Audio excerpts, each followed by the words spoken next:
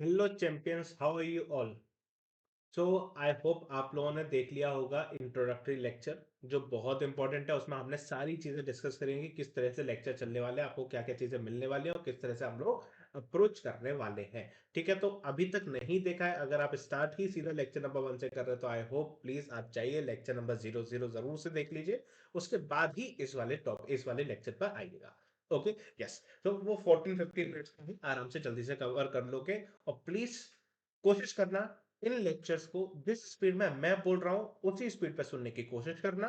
अगर चाहिए भी तो ज्यादा से ज्यादा 1.2 1.5x तक ले जाना, प्लीज 2x तक मत लेकर जाना। पता है मेरी स्पीड आप लोगों के हवाले है, पर प्लीज थोड़ा सा कंट्रोल करना, थोड़ा सा मुझे सुनने की कोशिश करना, थोड़ा सा बर्दाश्त कर लेना, क्योंकि आप लोगों की एग्जाम्शन के लिए थोड़ा बहुत आपको बर्दाश्त तो करना ही पड़ेगा। ठीक है, तो स्पीड जो है थोड़ा सा आराम से कंट्रोल करना अपने आप को।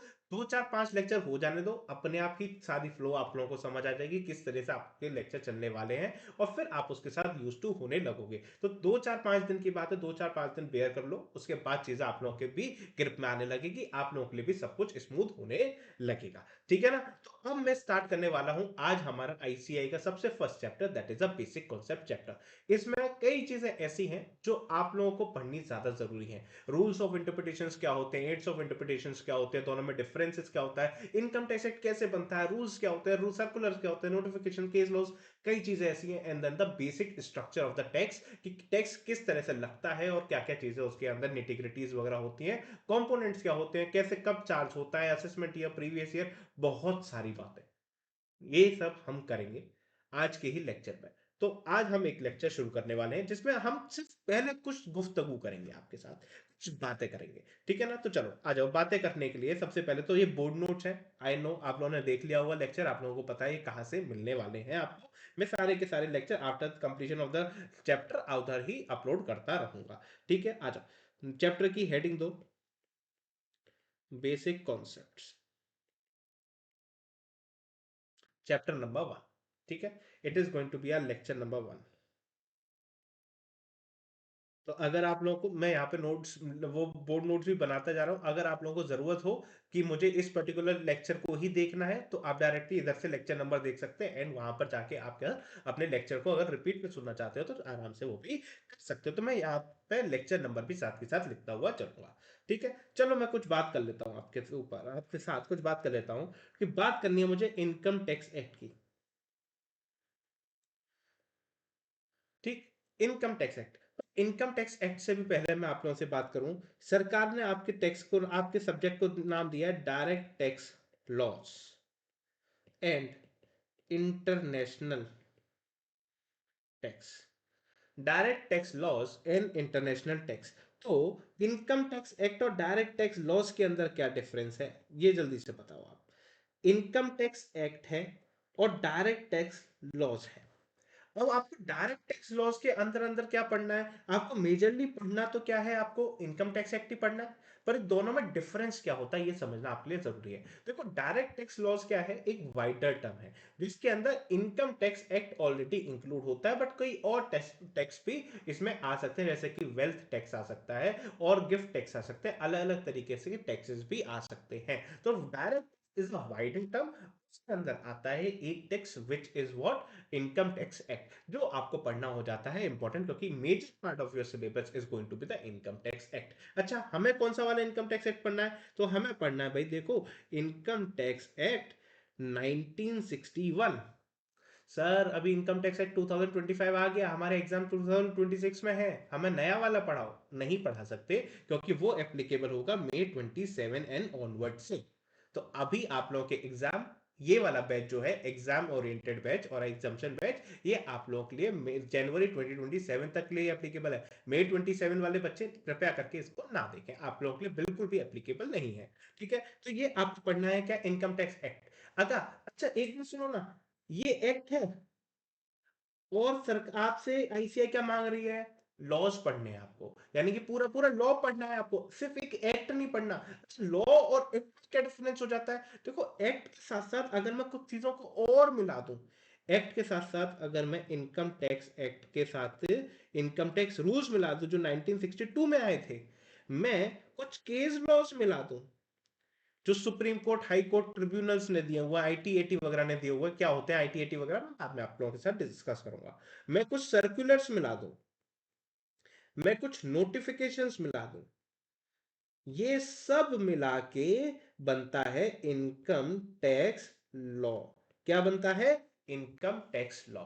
ऐसे ही सारे लॉज, जितने भी डायरेक्ट लॉज हैं, पता है ना, डायरेक्ट टैक्स और इनडायरेक्ट टैक्सेस दोनों में डिफरेंस पता है ना, तो वही, तो अगर जितने भी मैं डायरेक्ट टैक्सेस को, डायरेक्ट, हर डायरेक्ट टैक्स की ये सारी चीजें मैं मिला दूं, तो वो मिलके क्या बनता है? Direct tax loss. क्या मिलके बनता है वो? Direct tax loss. And same इसमें इंटरनेशनल टैक्स है। इंटरनेशनल टैक्स में क्या इंक्लूडेड है? इसमें आपका एनआर टैक्सेशन हो जाता है, ट्रांसफर प्राइसिंग हो जाती है, एडवांस डबल टैक्सेशन रिलीफ, और कई सारे थ्योरी चैप्टर्स भी इसमें आ जाते हैं। तो ये वाला पार्ट आपके एग्जाम में आता है 30 मार्क्स का। ये वाला पार्ट आपके एग्जाम में आएगा 30 मार्क्स का। और ये वाला पार्ट जो है डायरेक्ट टैक्स लॉस, वो आता है आपका 70 मार्क्स का। समझे? टोटल पेपर आपका कितने मार्क्स का आएगा? सर एक बार पेपर की वेटेज भी बता दो हमें।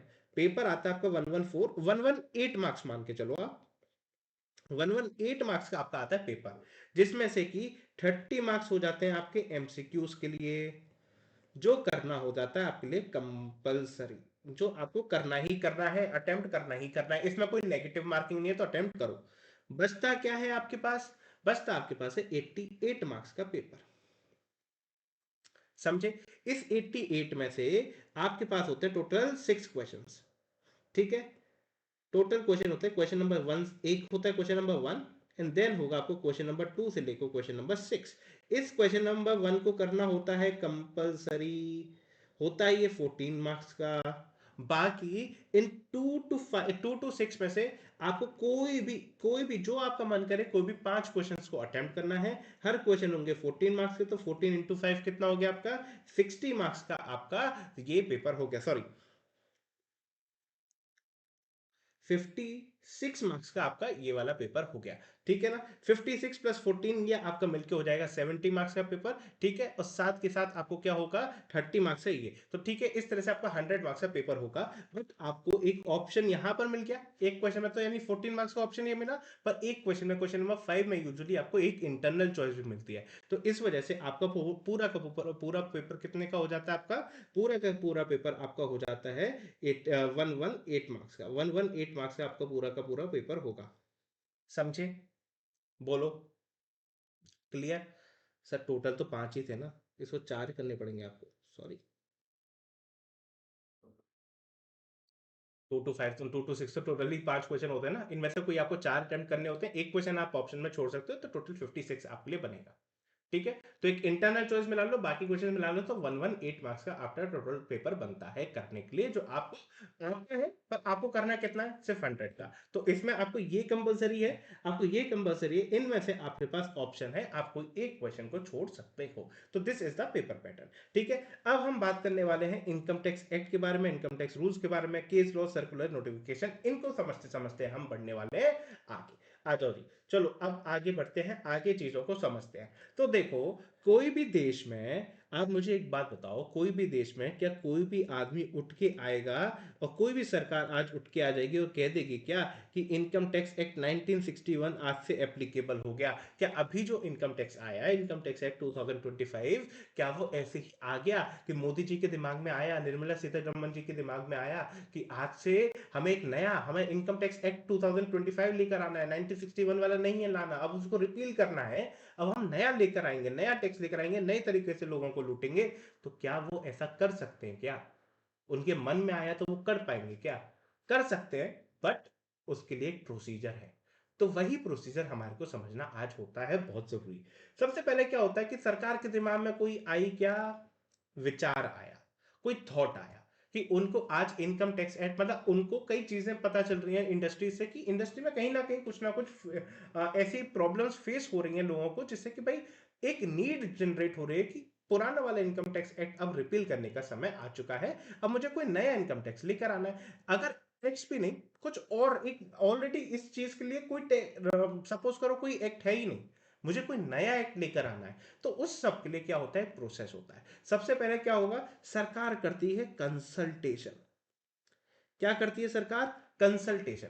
अब सरकार अपनी इंटेंट बताती है कि देखो भाई हम ऐसा ऐसा तो कोई टैक्स लाने की सोच रहे हैं या फिर हम ऐसा ऐसा कोई एक्ट लाने की सोच रहे हैं, तो उसको उससे रिलेटेड जितने भी इंडस्ट्री में लोग होंगे ना जो उस चीज से इम्पैक्ट हो सकेंगे, वो सब सरकार के पास जाएंगे अपना अपना एक कंसल्टेशन लेटर लेके कि अच्छा आप ये लेकर आना चाहते हैं तो हमारा ये सुझाव है, आप इस तरह से लेकर आए। अच्छा आपको ये करवाना है तो हमारा ये सुझाव है। तो वो क्या होता है, सुझाव देंगे, कंसल्टेशन देते हैं to the government. In government भी कई बड़े बड़े बिजनेसेस को अप्रोच करती है कि आपका बिजनेस का स्ट्रक्चर कैसा है, आप बताएं, उस हिसाब से हम चीजों को डिफाइन करेंगे, उस हिसाब से हम चीजों को समझेंगे। क्योंकि देखो, अगर सरकार को कोई एक्ट बनाना है, सरकार को कोई रूल बनाना है, तो सरकार को पता तो होना चाहिए ना कि वो इंडस्ट्री किस तरीके से चलती है। तो उसके लिए इंडस्ट्री के लीडर्स को बुलाया जाता है, उनसे कंसल्ट किया जाता है। तो ये सारी कंसल्टेशन जब सरकार कर लेती है ना, उसके बाद सरकार लेकर आती है एक बिल।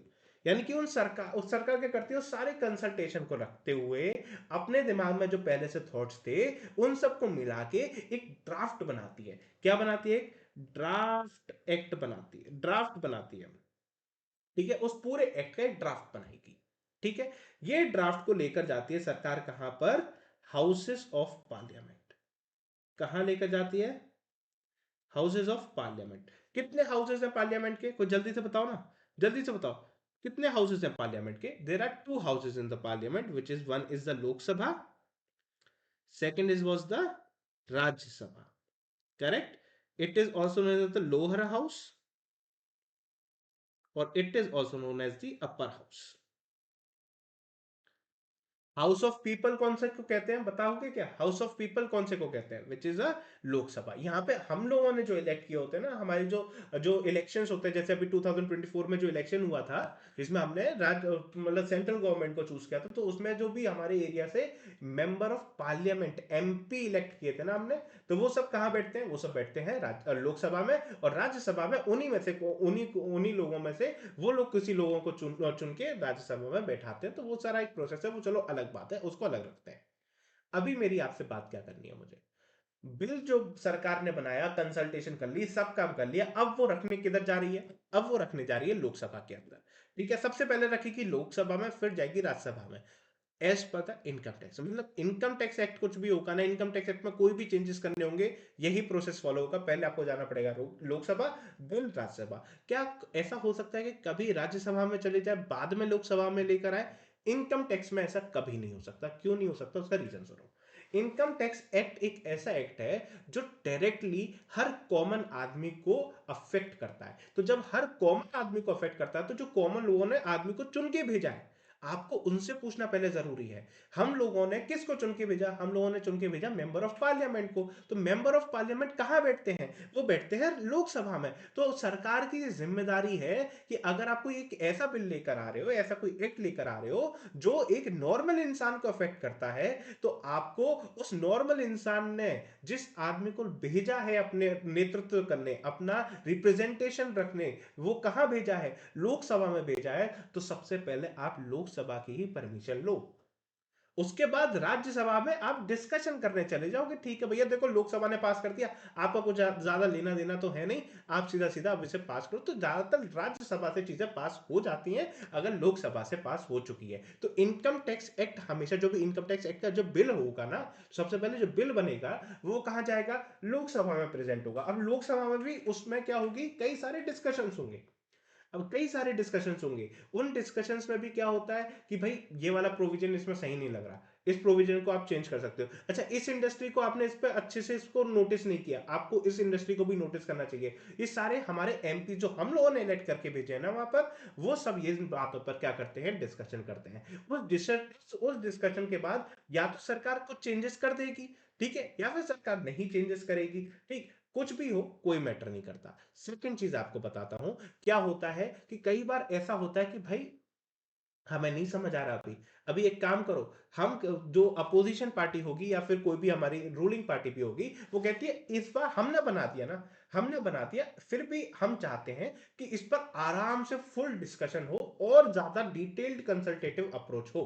तो वो क्या करेगी? कमिटी बनवाती है। किसको बोलेगी कमिटी बनाने के लिए? जो उधर चेयर पर बैठा होगा। जो उस चेयर पर बैठा होगा ना, लोकसभा के चेयर पर अभी कौन बैठते हैं? ओम बिरला जी बैठते हैं ना, he is the chair person of the Lok Sabha ना। तो वो उनसे कहेगी कि आप एक कमेटी बना दो। आप एक कमेटी बनाओगे, स्टैंडिंग कमेटी होगी, एंड स्टैंडिंग कमेटी के सारे सारे काम होंगे कि आप इसके ऊपर आप देखो, आप और कंसल्ट करो, देन आप हमारे को और सुझाव दो। उसमें अपोजिशन के भी लोग होंगे, उसमें गवर्नमेंट के भी लोग होंगे, और उसमें कुछ न्यूट्रल लोग भी रखे जाएंगे। तो उस तरह से एक प्रॉपर और कंसल्टेटिव अप्रोच ली जाएगी, और उसके बाद फाइनल जो वो लोग सजेशन गवर्नमेंट को सजेस्ट करेंगे, उस सजेशंस को लेते हुए गवर्नमेंट देन एक नया बिल लेकर आएगी, जिसमें वो सारी बातें जो लोकसभा में डिस्कस हुई और जो उस कमिटी ने बताई, वो सब बातों को क्या किया जाएगा, कंसोलिडेट किया जाएगा।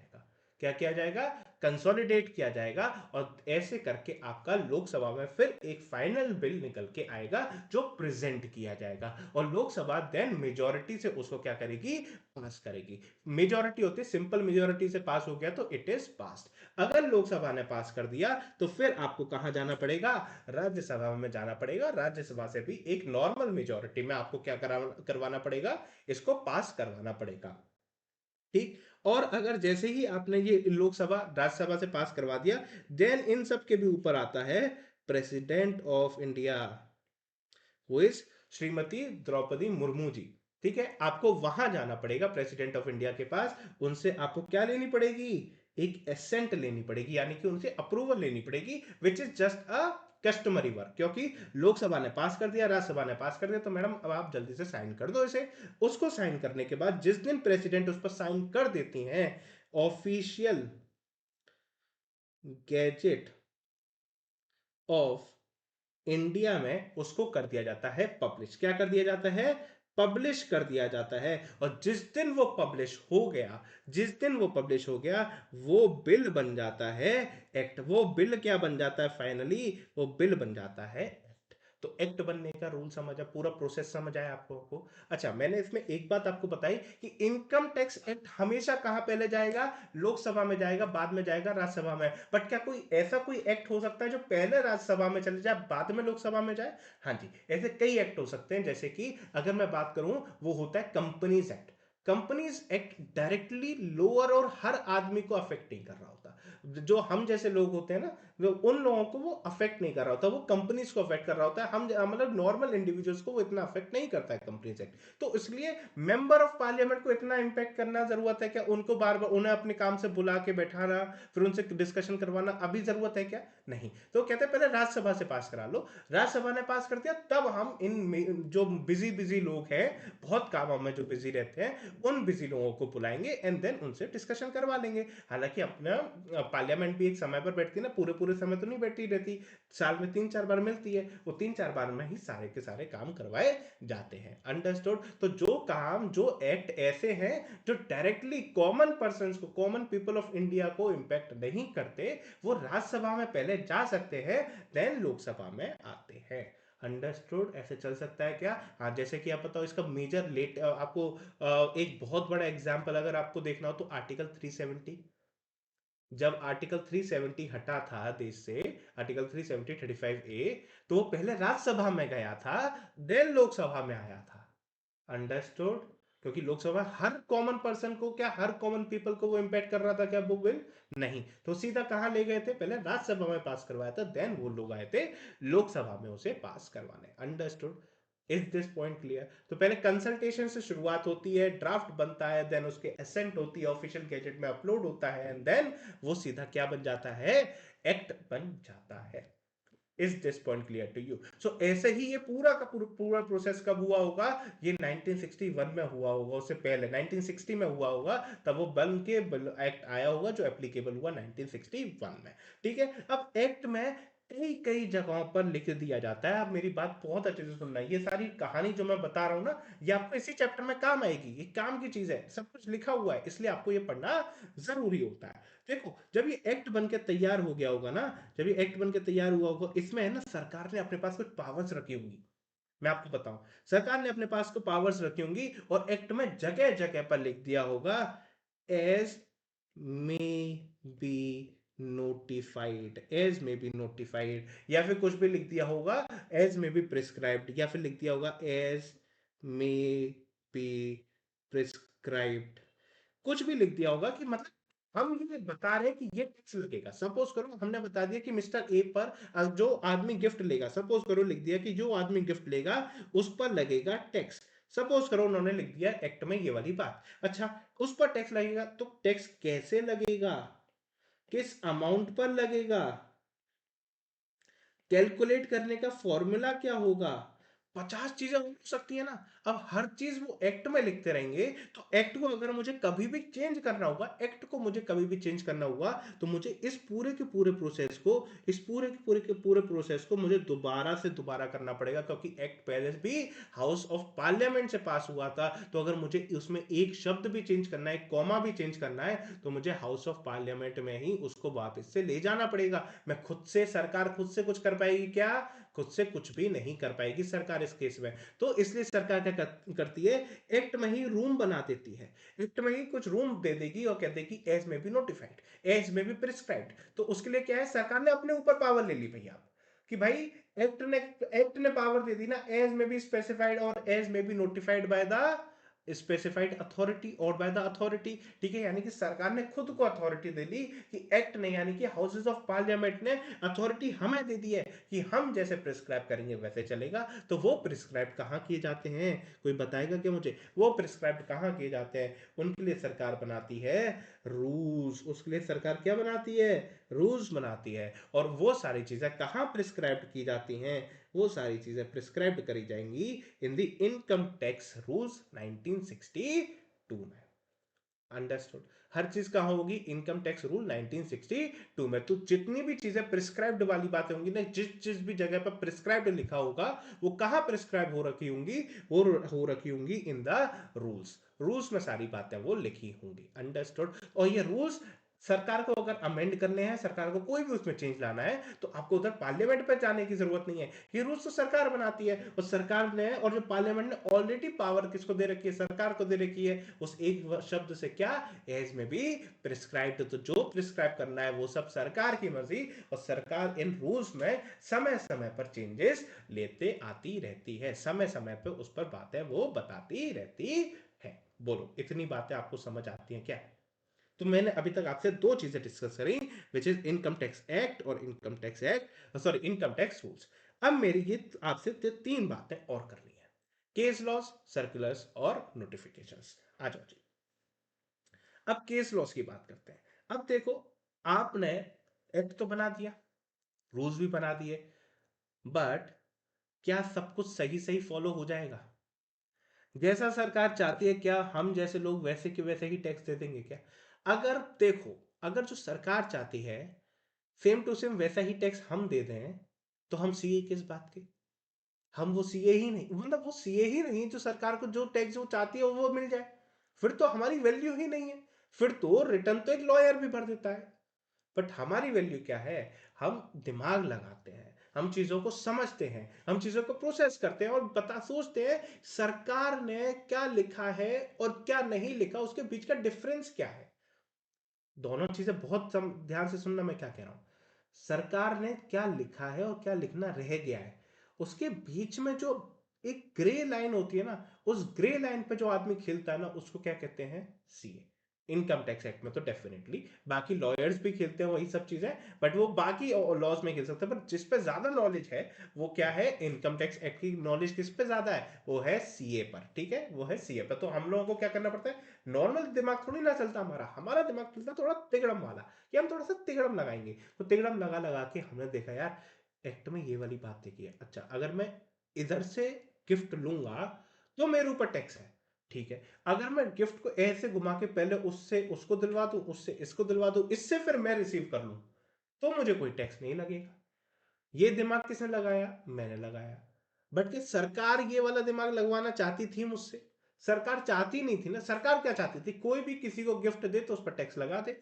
मैं नॉर्मल सिचुएशन में बात कर रहा हूं, बाकी गिफ्ट के प्रोविजन अलग आएंगे। बट हमने कुछ और समझा। तो सरकार की सोच में और मेरी सोच में डिफरेंस हो सकता है कि नहीं हो सकता, जल्दी से बताओ।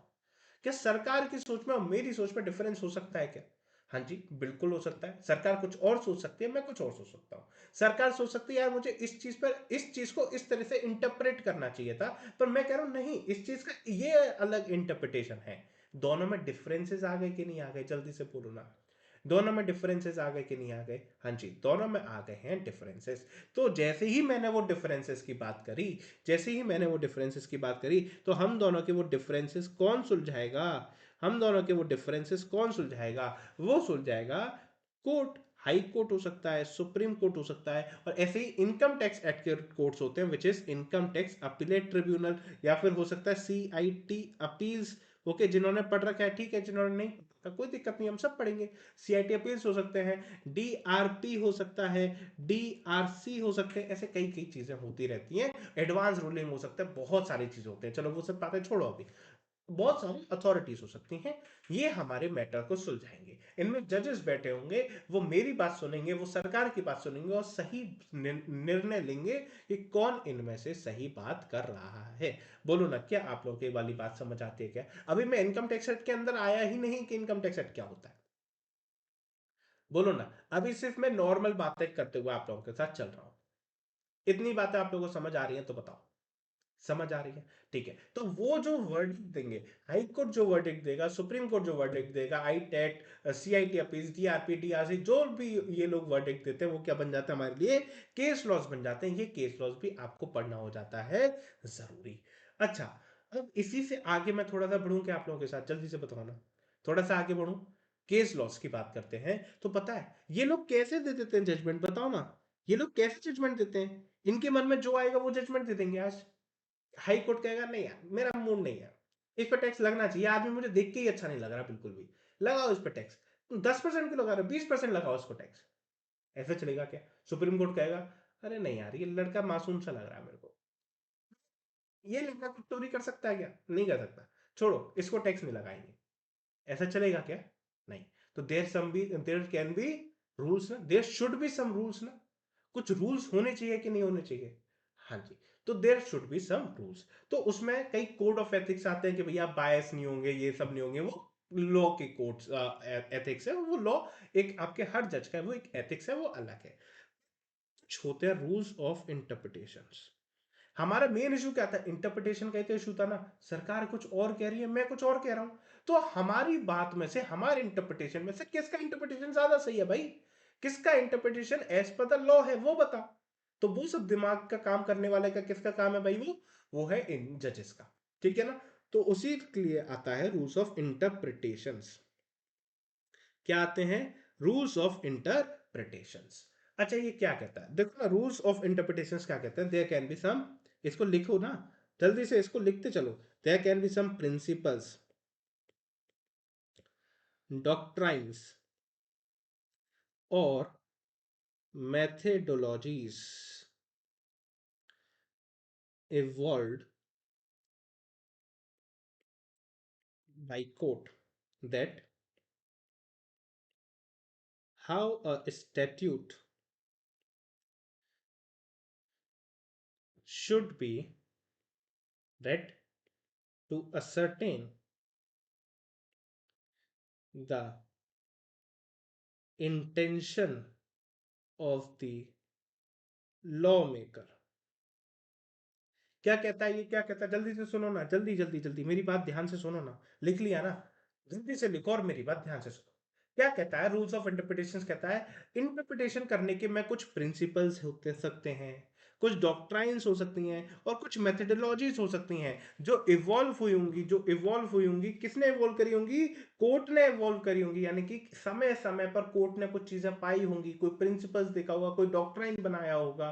ठीक है ना? कि कैसे एक स्टैट्यूट, यानी कैसे एक लॉ को पढ़ना चाहिए, और जो उसका इंटेंशन है, जो लॉ मेकर ने लॉ बनाते समय जिस इंटेंशन को ध्यान में रखा था, वो मुझे कैसे पता चलेगा? उस चीज के लिए कुछ ना कुछ उससे प्रिंसिपल, डॉक्ट्रिन और मेथडोलॉजीज बताई होंगी। तो उसका ख्याल रखते रखते कोर्ट डिसाइड करेगा कि किसका इंटरप्रिटेशन सही है और किसका गलत है। यानी कि मेजर चीज क्या है कि intention of the law maker क्या थी, जिसने लॉ बनाया उसकी मंशा क्या थी, उसकी इंटेंशन क्या थी। अगर उसकी इंटेंशन को ही आपको मेजर फोकस देना है, सुनो ना, उसकी इंटेंशन को ही आपको मेजर फोकस देना है। भाई उसने जो लॉ बनाया उसकी इंटेंशन क्या रही होगी, उसकी इंटेंशन टैक्स चोरी रही होगी या फिर टैक्स चोरी को कम करना रहा होगा। उसने सोचा होगा टैक्स चोरी को कम करना।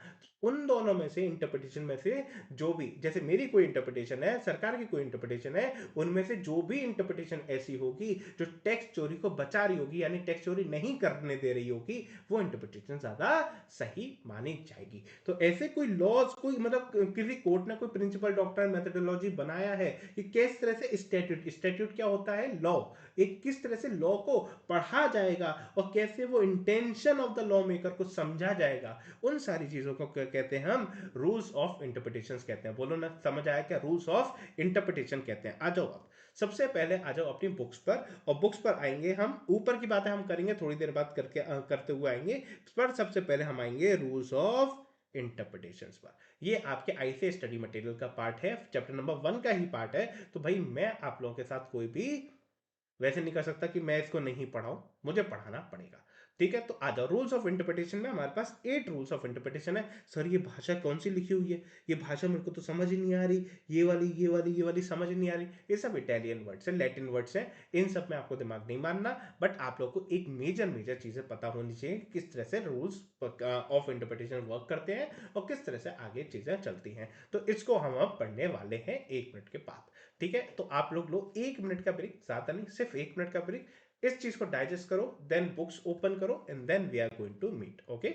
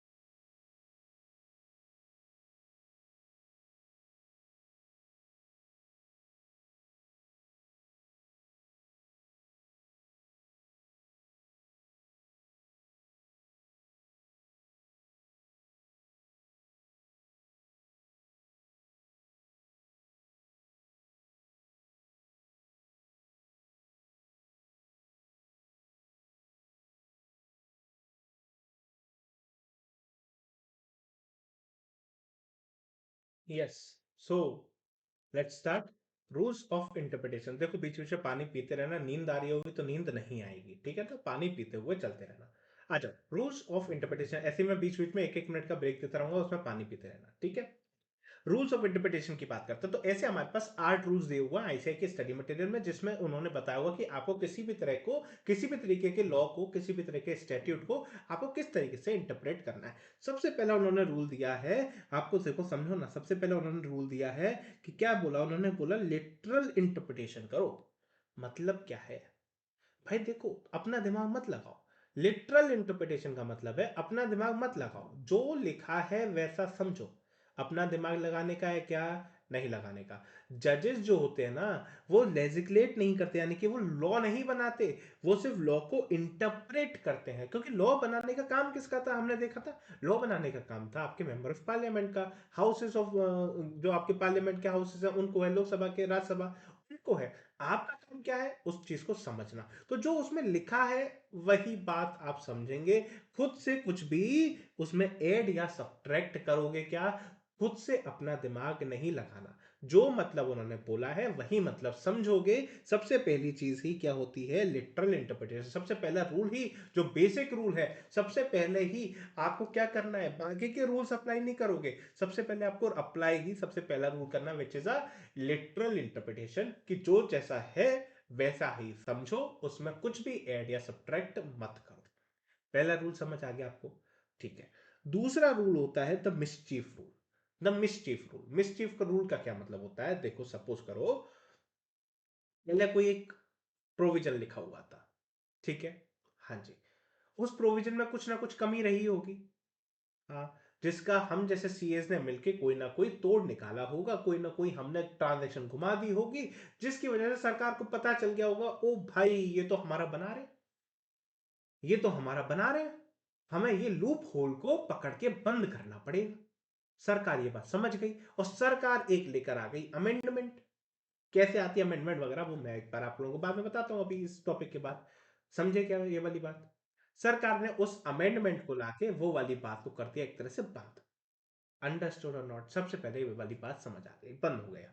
अब उसी बात से रिलेटेड क्या हुआ, जो नया प्रोविजन बन के आया, नया प्रोविजन बन के मैं सरकार से कुछ हो गई गलतियां खामियां, और उसमें भी मैंने कोई प्रोविजन को, उसमें भी मैंने क्या किया, कोई लूप होल निकाल के वही वाले ट्रांजेक्शन को फिर करने लगा मैं थोड़ा बहुत घुमा के। तो मिस्चीफ रूल क्या कहता है समझो ना। मिस्चीफ रूल क्या कहता है? मिस्चीफ रूल सिंपल सी एक मुझसे बात कहता है, वो कहता है कि सुनो, सबसे पहले जो एक्ट था वो देखो, उसके बाद अमेंडमेंट आई, तो वो अमेंडमेंट क्यों लाई गई, उसके पीछे का रीजन क्या था ये समझो। उसके पीछे का रीजन क्या था कि कौन सी ऐसी आप चोरी कर रहे थे, ऐसी कौन सी आप मस्ती कर रहे थे हमारे साथ, कौन से मिसचीफ कर रहे थे, कौन सी मिसचीफ कर रहे थे जिसको सरकार ने रेमेडी प्रोवाइड करी, जिसने सरकार ने क्या करी, रेमेडी प्रोवाइड करी। यानी कि आप कौन सी ऐसी लूप होल को ढूंढ के बैठे थे जो सरकार को समझ आ गई, और सरकार ने उसी को बंद करने के लिए तो वो एक अमेंडमेंट लेकर आए, वो एक अमेंडमेंट लेकर आए थे। आप उसके बाद भी वही काम करोगे तो ये गलत है, ये गलत है। तो मिस्चीफ रूल क्या कहता है, इसको हम हाइडेंस का रूल भी कहते हैं या फिर हम पर्पसिव कंस्ट्रक्शन भी कहते हैं, जिसका मतलब क्या है, जो पोजीशन थी बिफोर एन अमेंडमेंट, अमेंडमेंट लाने से पहले जो था लॉ में या फिर enactment of law, is examined to have to find out the mischief sought to be remedied to determine the rationale for the remedy।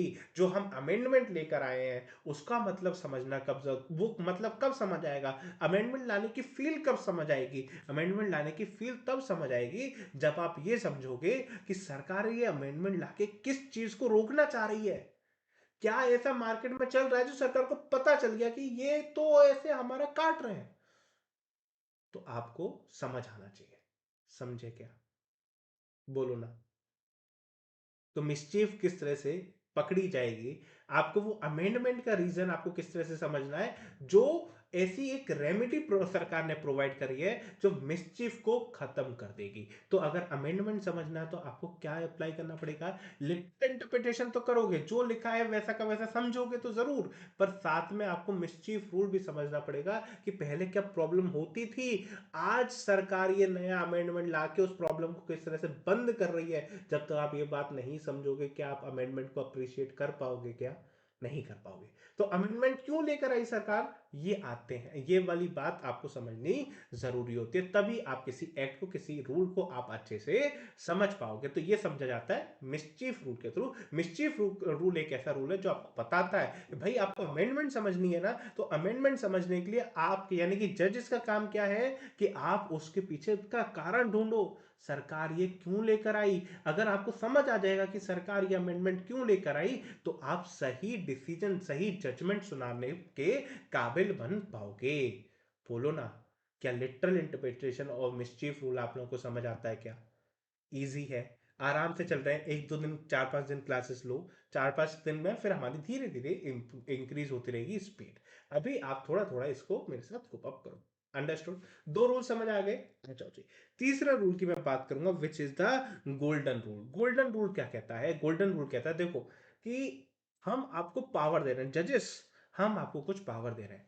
अगर आपको लगता है ना कि मैं लिटरल इंटरप्रिटेशन कर रहा हूं, if I am doing the literal interpretation ना, लिटरल इंटरप्रिटेशन करते ही ना कुछ इतनी अजीब सा ही मतलब निकल रहा है इस प्रोविजन का, ऐसा थोड़ी ना हो सकता है, मतलब कुछ अजीब सा ही प्रोविजन निकल रहा है, कोई एब्जर्व मीनिंग निकल रहा है। ठीक है, मैं कुछ जब इसको लिटरली इंटरप्रेट करने जा रहा हूं तो बहुत एब्जर्ड सा मीनिंग निकल रहा है। ठीक है ना, तो उससे कुछ लॉ इंटरप्रेट नहीं हो पाएगा, ये तो पता नहीं कुछ अलग ही चीज बन जाएगी अगर मैंने लिटरल इंटरप्रिटेशन कर लिया तो।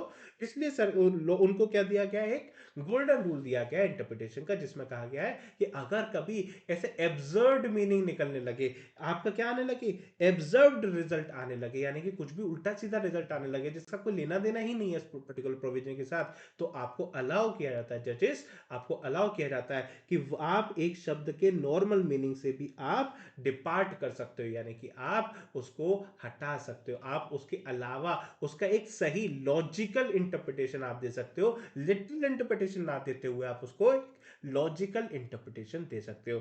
It is a compromise between the literal rule and the mischief rule. Mischief rule में भी और लिटरल रूल में भी हमने देखा, आप एज इट इज तो पढ़ रहे हो, उसके पीछे का रीजन भी समझ लिया, बट उस सबको पढ़ने के बाद भी आपको लग रहा है पता नहीं कुछ एब्सर्ड रिजल्ट सा दे रहा है, तो उसके लिए कहा कि आप लॉजिकल इंटरप्रिटेशन कर सकते हो।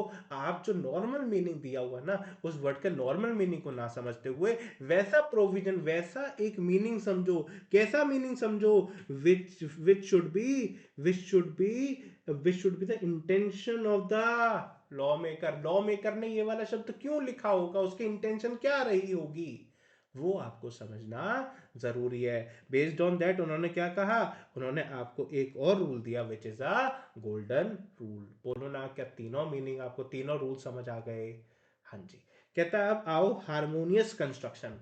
हारमोनियम नहीं बजाना है, हारमोनियस कंस्ट्रक्शन करनी है। यानी कि क्या कहता है, एक सेक्शन में कई सब सेक्शंस हो सकते हैं, कई उस एक सेक्शन के कई सारे प्रोविजोस हो सकते हैं, कई सारी एक्सप्लेनेशंस हो सकती हैं, बहुत चीजें हो सकती हैं, ठीक है, हाँ जी हो सकती हैं। तो उन सबको आपको हारमोनियसली समझना है, यानी कि आपको वो पूरा का पूरा सेक्शन इस तरीके से समझना है कि उसके बीच के जो सब सेक्शंस लिखे हुए हैं, उसमें जो सारी बातें लिखी हुई है ना, वो लाइक एक कहानी की तरह समझना है। उन सबको अलग अलग नहीं मानना है, अलग अलग चीजें नहीं मान के अलग अलग आपको इंटरप्रेट नहीं करना है। आपको उन सबको एक कहानी मान के हारमोनियसली एक साथ उसको समझना है। हर पार्ट को एक मतलब देना है, हर पार्ट की एक अपनी इंपॉर्टेंस है, सबको एक साथ लेते हुए चलना है, which is a creating the harmony. तो इसमें आपको क्या करना है, आपको रीड करना है वो पूरा स्टैट्यूट एज अ होल, समझे? द एंटायर स्टैट्यूट, देखो ना, पढ़ो, चलो, the entire statute must be read as a whole. Further, all parts of the section should be read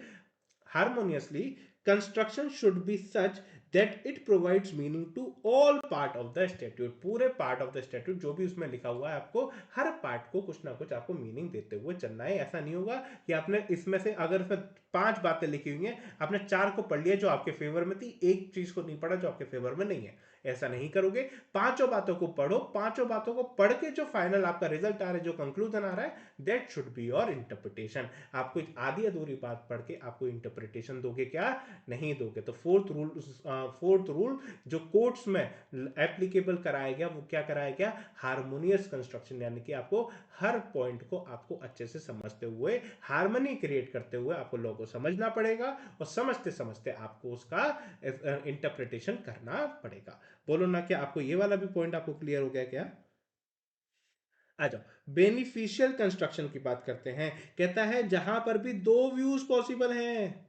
अब ऐसा भी तो हो सकता है ना कि सरकार भी सही कह रही है, मैं भी सही कह रहा हूं, क्योंकि भाई दोनों व्यूज पॉसिबल हैं।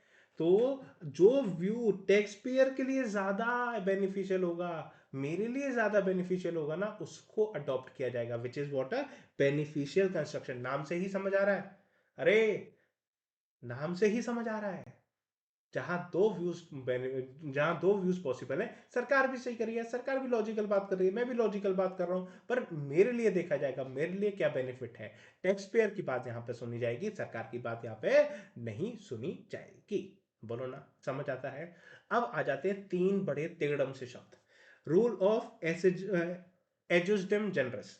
मुझे भी बोलने में थोड़ा सा डर लगता है भाई, ये क्या शब्द है? रूल ऑफ एजुस्डम जनरस क्या क्या बात कहता है? कहता है इन दैट केस, शब्द पढ़ लो एक बार, जल्दी से आ जाओ, क्या लिखा है, क्या लिखता है, कहां गया? हाँ, in that case general word are constructed as limited to the things of same kinds. मतलब क्या है, देखो, when a particular word pertaining to a class category are followed by general words. आहा, मतलब क्या है? सपोज करो एक कैटेगरी ऑफ शब्द लिखे हुए हैं, ठीक है, प्लांट, मशीनरी, फर्नीचर, फिक्सचर्स, ऐसी चीजें लिखी हुई हैं, ठीक है। आप बाद में लिख दिया स्टोर्स, कुछ ऐसा लिखा हुआ है, ठीक है। पहले एक पर्टिकुलर क्लास की बात कर ली, उसके बाद कुछ एक जनरल वर्ड लिख दिया गया, ठीक है ना। अब पर्टिकुलर क्लास का क्या मतलब है? उन्होंने लिखा पर्टिकुलर क्लास, सारे के सारे शब्द कैसे लग रहे हैं? सारे के सारे शब्द लग रहे हैं एक पर्टिकुलर कैटेगरी से रिलेटेड। सपोज करो सारे के सारे हैं स्पेयर पार्ट से रिलेटेड, सपोज करो, ठीक है, हार्डवेयर से रिलेटेड सब चीजें लिखी हुई हैं, बट लास्ट में या फिर आगे जाके एक शब्द और लिखा हुआ है जिसके कई मतलब हो सकते हैं। वो शब्द सॉफ्टवेयर की दुनिया में भी यूज हो जाता है, वो शब्द हार्डवेयर की दुनिया में भी यूज होता है, वो शब्द एआई में भी यूज हो जाता है, वो शब्द किसी भी चीज में यूज हो सकता है। वो एक जनरल वर्ड है, या फिर एक से ज्यादा उसके इंटरप्रिटेशन हो सकते हैं। बट आपने उससे पहले क्या लिखा हुआ, उससे पहले एक स्पेसिफाइड कैटेगरी के शब्द लिखे हुए थे जो क्या है, पर्टिकुलर हार्डवेयर कंपनी से रिलेटेड है, या फिर हार्डवेयर कार हार्डवेयर से रिलेटेड है, या फिर किसी भी चीज से रिलेटेड है।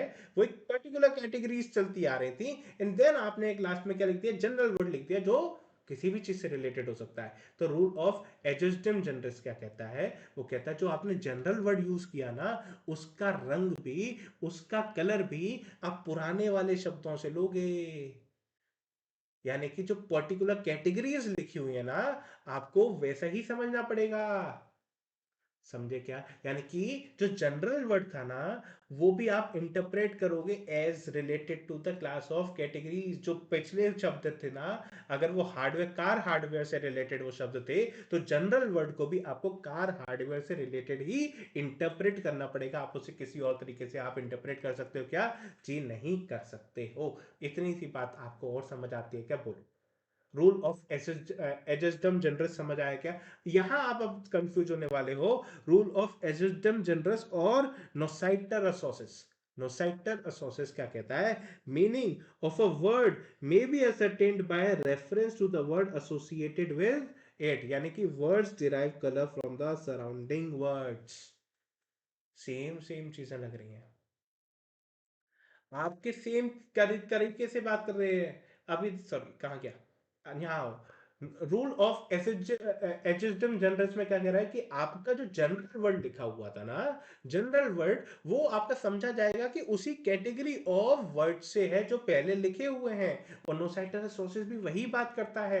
कहता है जो रेफरेंस ऑफ अ वर्ड है ना, कोई वर्ड आपको मिला, उसका कोई रेफरेंस दे रखा है, तो उसके आगे पीछे देखो कौन कौन से वर्ड यूज कर रखे हैं।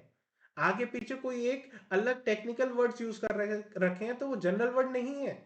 उसको भी टेक्निकली समझो, उसको भी अच्छे से समझो, उसको भी एक प्रॉपर उसकी इंपॉर्टेंस दो, जिस तरह से सराउंडिंग वर्ड्स उसके यूज हुए हैं। मतलब क्या है? मतलब क्या है? कोई भी एक वर्ड है, ठीक है, सपोज करो हमने कुछ बात लिखी हुई है, लॉ में कोई एक बात लिखी हुई है, ठीक है ना, लॉ में एक बात लिखी हुई है, वो कलर्स की बात कर रहा है। किसकी बात कर रहा है? कलर्स की बात कर रहा है। नॉर्मल बात कर रहा हूं मैं आप लोगों के साथ कि उसमें कुछ कलर्स की बात की हुई है, ठीक है ना। अब उसमें कोई एक ऐसा शब्द आ गया बीच में जो कलर से भी रिलेटेड हो सकता है, किसी और चीज से भी रिलेटेड हो सकता है। तो आपको सराउंडिंग वर्ड समझने पड़ेंगे कि सराउंडिंग वर्ड्स क्या है। कलर से रिलेटेड बातें हो रही है ना, तो यहां पर भी कलर से ही रिलेटेड बात होगी, तो इस वर्ड का भी इंटरप्रिटेशन आपको कलर से ही रिलेटेड निकालना पड़ेगा। तो आपको अभी तक बताओ, ये रूल्स आपको समझ आ रहे हैं क्या? सारे रूल्स आपको समझ आ रहे हैं क्या? बोलो। Literal, mischief, golden, harmonious, beneficial construction, rule of ejusdem generis और नोसाइटरस सोचस। ठीक है। आगे अब डिसाइसिस, एक और शब्द आता है, क्या आता है? Stare decisis. Last rule of interpretation कहता है stipulates that a view which is operating for long and is accepted and acted upon such should not be easily departed from। मतलब क्या है? देखो स्टेट डिसाइसिस का मतलब क्या कहता है, देखो ये कई बार है ना, क्या हो जाता है, कस्टमरी ऑपरेशंस हो जाते हैं। क्या हो जाते हैं? कस्टमरी चीजें हो जाती हैं कि भाई इस चीज को इसी तरह से आज तक इंटरप्रेट करते हुआ आया जा रहा है, इस चीज को इसी तरीके से, इसी नजरिए से देखा जाता है, तो आपको भी उसी चीज को उसी नजरिए से देखना है। अपना अलग नजरिया मत लेकर आना। ये चीज अब कस्टमरी हो चुकी है, ये चीज अब आदत में आ चुकी है, ये चीज अब समझ आ चुकी है कि भैया इस चीज को इसी तरह से इंटरप्रेट किया जाएगा। ये एक अनकहा लॉ बन चुका है, अनकहा इंटरप्रिटेशन बन चुकी है, अनकही बात बन चुकी है कि इस चीज को आज तक इसी तरीके से इंटरप्रेट किया गया है, तो इसे आगे भी इसी तरीके से इंटरप्रेट किया जाएगा। उससे आराम से इजीली आप डिपार्ट नहीं कर सकते हो। आपको जो अभी तक फॉलो होता आ रहा है, उसी हिसाब से आपको चीजों को चलाते हुए चलना, उस पर्टिकुलर थिंग को जो आज तक एक कस्टमरी बन चुकी है। यार सब जानते हैं, एवरीवन नोस इस चीज का मतलब यही होता है, तो आपको उसका मतलब वही देना, अपना दिमाग चला के कोई और मतलब नहीं दे देना। सिंपल सी बात समझ आती है तो बोलो। स्टेयर डिसाइसिस का मतलब भी समझ आता है क्या? इजी है आप लोगों के लिए तो बताइए। बोलो, आप लोगों के लिए इजी है? रूल्स ऑफ इंटरप्रिटेशन आप लोगों को समझ आते हैं क्या? सारे के सारे, अब सारे के सारे रूल्स ऑफ इंटरप्रिटेशन आपको यहाँ भी लिखे हुए हैं। Literal interpretation, mischief rule, golden rule, harmonious construction, beneficial construction, और अदर्स में क्या जाते हैं आपके? नोसाइटर सोर्सेस आ गया, ठीक है, स्टेयर डिसाइसिस आ गया, और रूल ऑफ एजिस्डम जनरस आ गया। 3 रूल्स आ गए, वेरी गुड। रूल्स के साथ अब आता है क्या? Aids of interpretation. अब ये क्या बला है भाई, बताओ ना, ये क्या बला है?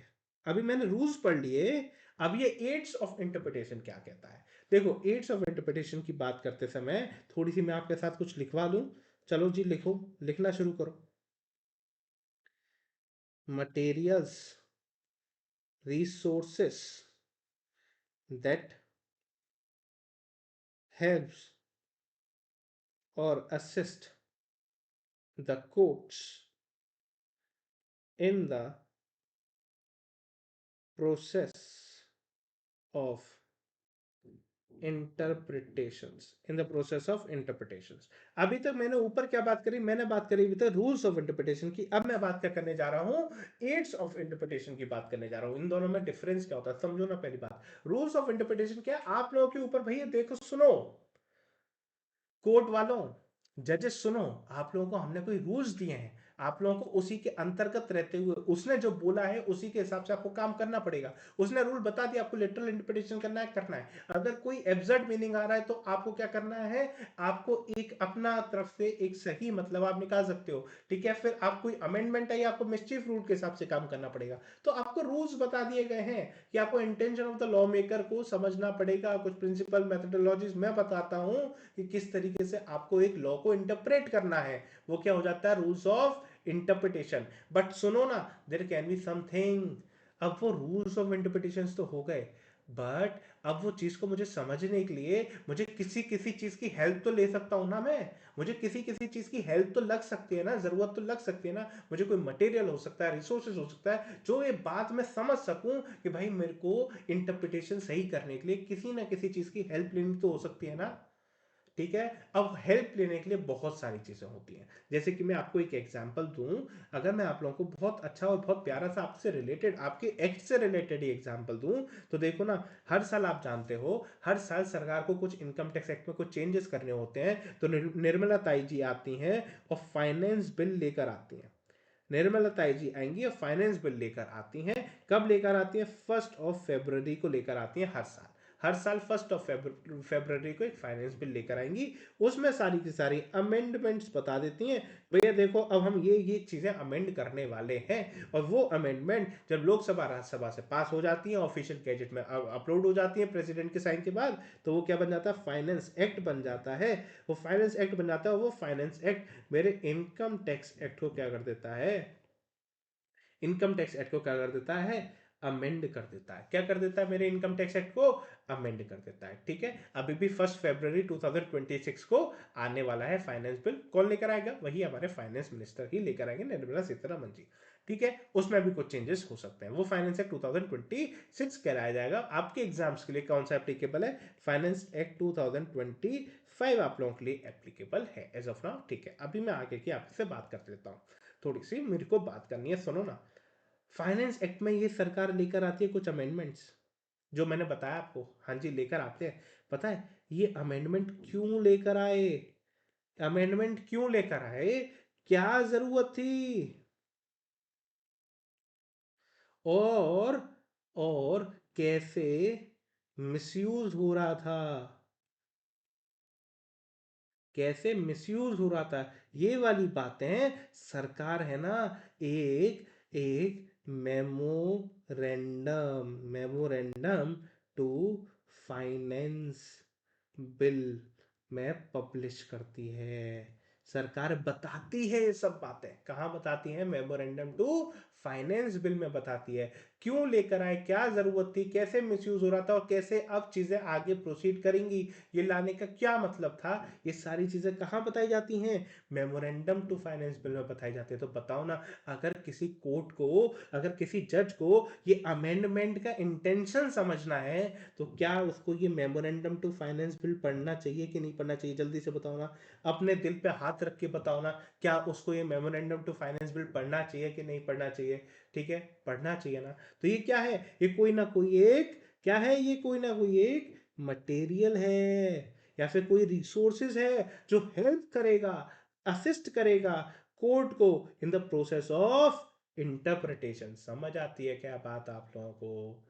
इजीली समझ आती है क्या? ऐसे ही एड्स ऑफ इंटरप्रिटेशन कई हो सकते हैं। एक कुछ होते हैं इंटरनल एड्स ऑफ इंटरप्रिटेशन। कैसे हो सकते हैं? एक सेकंड ना लिखो, चलो चलो चलो चलो लिखो, एड्स ऑफ इंटरप्रिटेशन। दो एड्स हो सकते हैं, इंटरनल एड्स और एक्सटर्नल एड्स। इंटरनल एड्स क्या? जो चीजें मुझे लॉ के अंदर से ही मिल जाए, जो चीजें लॉ के अंदर से ही मिल जाए और मैं उसे इंटरप्रेट कर सकूं, वो क्या होते हैं? Internal ads. दूसरे एड क्या होते हैं? जो मुझे लॉ के बाहर जाके काम करना पड़े। जो लॉ के अंदर से मिल जाए वो इंटरनल एड, जो मुझे लॉ के बाहर जाके मुझे कोई चीज समझनी पड़े, इंटरप्रेट करनी पड़े, वो क्या हो जाती है? एक्सटर्नल एड्स कहलाई जाती हैं। आपके लॉ में क्या, आपके एक्ट में और आपके सिलेबस में क्या दोनों है? हाँ जी, आपके सिलेबस में दोनों है, इंटरनल एड भी है और एक्सटर्नल एड्स दोनों है।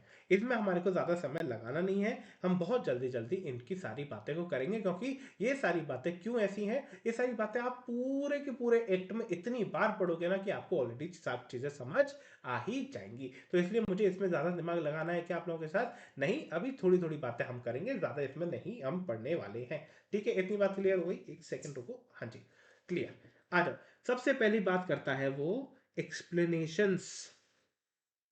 एक एक्ट होगा, ठीक है, सेक्शन होगा, सेक्शन के नीचे जाओगे ना तो कुछ प्रोविजंस आते हैं, ठीक, provided that, provided further that, provided also that. इस पर हम और चर्चा करेंगे जब हम आराम से असेसमेंट प्रोसीजर्स वाले टॉपिक पर आ गए होंगे ना, तब इस पर और चर्चा करेंगे डिटेल में। पर अभी मैं एक ओवरव्यू दे देता हूँ कि आप एक्ट मिलेगा प्रोविजन, सबसे पहले बेसिक प्रोविजन होगा, उसके सब सेक्शन होंगे, सब सेक्शन के नीचे आएगा प्रोविजन, जिसमें provided that, provided further that, provided also that, ऐसे करते हुए बातें लिखी होंगी।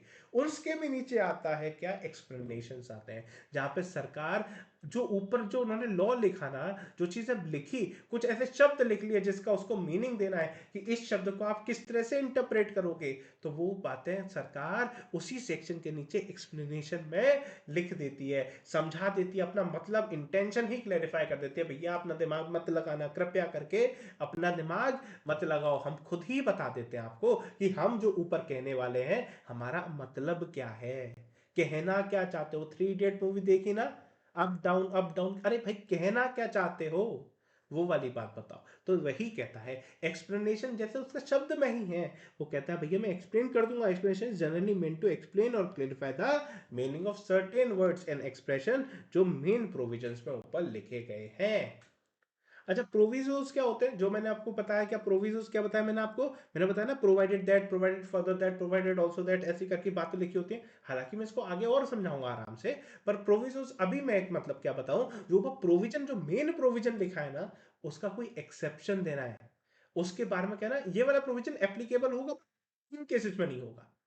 तो अगर जो बट वाली बात लग जाती है ना, एक्सेप्शन देने वाली बात लग जाती है ना, वो कहाँ होती है? वो सारी चीजें, वो सारी चीजें आपको कहाँ मिलेंगी?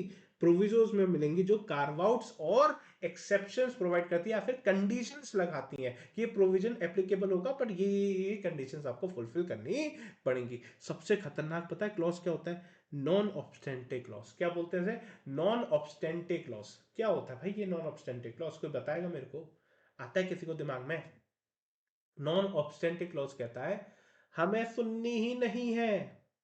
अगर कोई लॉ शुरुआत, अगर कोई प्रोविजन शुरू ही ऐसे होता है, notwithstanding anything contained in this provision, या फिर not with standing anything contained in this act, कुछ भी हो सकता है, आइदर इन द प्रोविजन और इन द एक्ट, कुछ भी हो सकता है। या फिर कह सकता है notwithstanding anything, anything contained in any provision और other provisions of the act. हमें किसी से कोई मतलब नहीं है, सिंपल सी बात है। जब भी ऐसी लाइन देखने को मिल जाए ना, देखो जब भी ऐसी लाइन देखने को मिल जाए ना, तो क्या कहता है वो, हमें किसी से मतलब नहीं है। पूरा एक्ट कुछ भी कहता हो, हमारी ही बात क्यों ना काट रहा हो, हमें किसी से कोई मतलब नहीं है। हमने जो कह दिया ना, कह दिया, हमारी बात फाइनल। वो चाहे कुछ भी कहता रहे, अरे सुनो ना, वो चाहे कुछ भी कहता रहे, मुझे कोई मतलब है क्या? कोई मतलब नहीं है। मैं जो कह रहा हूं, मैं सबसे टॉप पर हूं, बस। तो वो होते हैं नॉन ऑब्स्टेंटिक क्लॉज, उन्हें कोई रोक नहीं सकता। उनके ऊपर कोई हर्डल्स नहीं है, कोई ऑब्स्टेकल्स ही नहीं है। वो जैसे हैं वो वैसे हैं। अंडरस्टूड? इतनी बात क्लियर होती है। देन आ जाओ, आते हैं इंपॉर्टेंट पर। क्या होते हैं मार्जिनल नोट्स और हेडिंग्स? अच्छा, मार्जिनल नोट्स और हेडिंग्स क्या होते हैं ना, ये वाली बात मैं आप लोगों को एक सेकंड में ना कुछ दिखा के ही करता हूँ। आप लोगों को दिखाऊंगा तो आप लोगों को आराम से बहुत अच्छे से चीज़ें समझ भी आ जाएंगी। मुझे बस एक सेकंड का दोस्त समय, लेट मी फाइंड इट। मेरे पास है कुछ आप लोगों को दिखाने के लिए ना। एक तो ये खोल लेता हूँ, and just give me a second, मेरे पास कुछ है।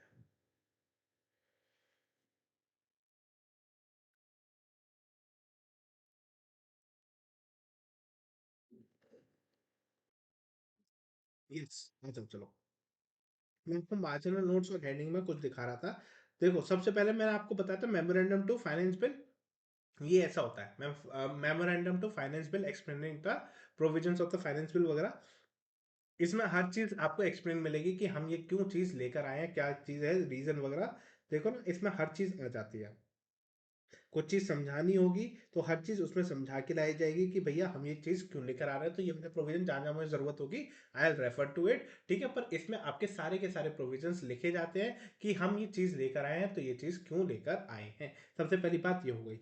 सेकंड आता है, देखो मेरे को समझाना था आपको मार्जिनल नोट्स क्या होती है और हेडिंग्स क्या होते हैं। देखो, जो मार्जिन्स में लिखी गई बातें होती हैं, ये देखो, जो मार्जिन्स में लिखी गई बातें होती हैं वो क्या होते हैं, मार्जिनल नोट्स और हेडिंग्स होती हैं। हेडिंग हो गई ये, insertion of new section 44 BBC, और उसके बाद क्या किया, ये हेडिंग दे दी, उसके बाद मार्जिनल नोट्स में से समझाया, special provision for computation of profits and gains of business of operation of cruise ships in case of non resident. अगर नॉन रेसिडेंट कोई क्रूज शिप चला रहा है, उससे रिलेटेड हम कोई स्पेशल प्रोविजन लेकर आ रहे हैं जिससे हम पीजीपी इनकम निकाल सके उन क्रूज शिप वालों की।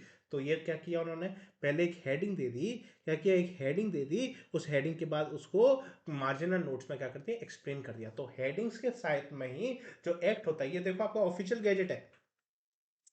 देखो ना, जो मैंने आपसे बात करी थी, जो भारत के द गैजेट ऑफ इंडिया में जो क्या हो जाता है, पब्लिश हो जाता है, after the sign off um, after the sign off um, president. देखो ना क्या था, following act of the parliament receive the assent of the president on 16 August 2024। मैंने क्या कहा था, जैसे ही साइन होता है वैसे ही आपका ऑफिशियल गैजेट में आ जाता है। देखो उसी दिन ऑफिशियल गैजेट में वो अपलोड भी हो गया है, सेम डे पर अपलोड हो जाता है। तो ऐसे ही साइड में क्या दे दिए जाते हैं, मार्जिनल नोट्स दिए जाते हैं, जो आपकी चीज़ों को और समझाते हैं, जो बातों को और समझाते हैं। बोलो ना, क्या आप लोगों को ये वाली बात समझ आती है? मैंने आप लोगों को कहाँ दिखाया था, ये रहा। ठीक है, ये आपकी हेडिंग हो गई, और देन उसको एक्सप्लेन करते हुए नोट भी हो गया। तो बाकी की चीज़ों को हम कर देते हैं बंद। आ जाओ, मार्जिनल नोट्स और हेडिंग्स भी आपको समझ आ गई हैं, वही चीज़ें लिखी हुई हैं। इंसर्टेड, देखो ना क्या बात लिखी हुई है, inserted at the side of the section in a statute. और ये कब देखनी चाहिए, ये कब पढ़नी चाहिए, ये जल्दी से बताओ। ये तब ही पढ़ना चाहिए जब कोई जब कोई एम्बिग्विटी हो, जब कोई एम्बिग्विटी हो ना पूरे सेक्शन में, अरे यार ये सेक्शन क्यों लाया गया है, तब ये वाली बातें आपको पढ़नी चाहिए। अदरवाइज मार्जिनल नोट्स और हेडिंग्स का एज सच कोई मतलब नहीं होता है, एज सच आपको वो नहीं पढ़नी होती है। पर जब आपको उसको देखना है, भैया प्रोविजन नहीं समझ आ रहा, कुछ एम्बिग्विटी सी लग रही है, तो सरकार का इंटेंशन देख लो, भाई ये सेक्शन क्यों लेकर आए, अच्छा इसमें से लाए, ठीक है, उस हिसाब से हम इंटरप्रेट करेंगे। यानी कि अब आइए हम क्रूज शिप के लिए, वो 44 बीबीसी थी, हम cruise ship of the non resident के लिए ही अब इंटरप्रेट करेंगे, बाकी किसी चीज के लिए इंटरप्रेट करेंगे क्या, नहीं करेंगे। बोलो ना, ये वाली बात भी समझ आ गई।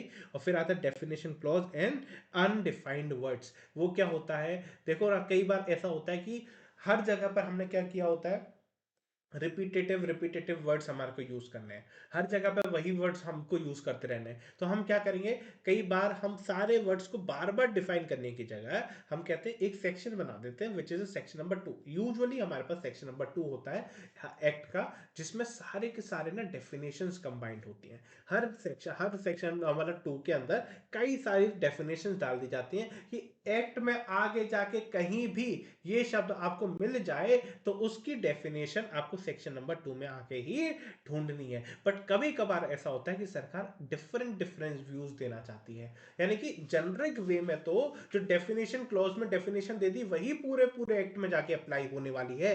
बट सुनो ना, कभी कभार ऐसा हो सकता है कि सरकार ये कह रही है वो डेफिनेशन तो ठीक है पूरे एक्ट में लगेगी, बट यहां पर इस पर्टिकुलर सेक्शन के लिए, सुनो ना, सिर्फ और सिर्फ इस पर्टिकुलर सेक्शन के लिए मैं इस शब्द का मतलब बदलना चाहता हूं।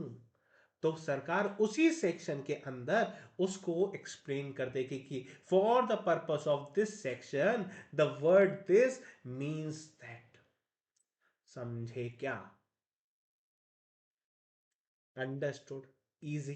यस। सो ये सारी चीजें कहाँ है, आपको एक्ट के अंदर ही मिल गई। Explanation, provision, non obstantive clause, marginal notes और headings, definition clause, each and everything आपको एक्ट के अंदर ही मिल गया। इसलिए क्या कहा गया, इसे इंटरनल एड्स कहा गया। ठीक है, अब मैं बात करने वाला हूं आप लोगों के साथ एक्सटर्नल एड्स की। किसकी बात करने वाला हूं मैं? एक्सटर्नल एड्स की। अच्छा, अब एक्सटर्नल एड्स में क्या होता है?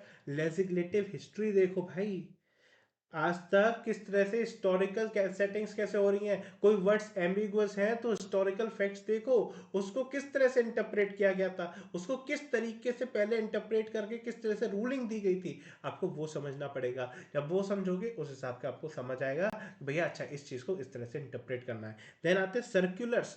सर्कुलर्स क्या कहते हैं? डिपार्टमेंट, यानी कि इनकम टैक्स डिपार्टमेंट के अंदर ही मैं आप लोगों को हायरार्की बताता हूँ। तो हायरार्की में क्या आएगा, जब मतलब एक सीबीडीटी होती है, central board of direct taxes, वो क्या करेगी, वो सर्कुलर्स निकालते रहते हैं टाइम टू टाइम पे to clarify the meanings.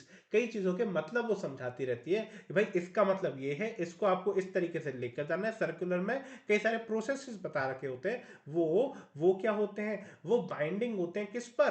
Department पर बाइंडिंग होते हैं, पर कोई अथॉरिटी पर, जैसे जो कोर्ट कोर्ट जो ऑर्डर दे रहा है ना, अपीलेट अथॉरिटीज हो गए, ट्राइब्यूनल्स हो गए, या फिर हम जैसे लोग असेसिस, उनके लिए वो बाइंडिंग नहीं है। वो चाहे तो फॉलो कर सकते हैं, वो चाहे तो फॉलो नहीं कर सकते। पर क्या डिपार्टमेंट के जो एम्प्लॉयज हैं, क्या उन्हें फॉलो करना होगा? यस, उनको तो डेफिनेटली फॉलो करना होगा।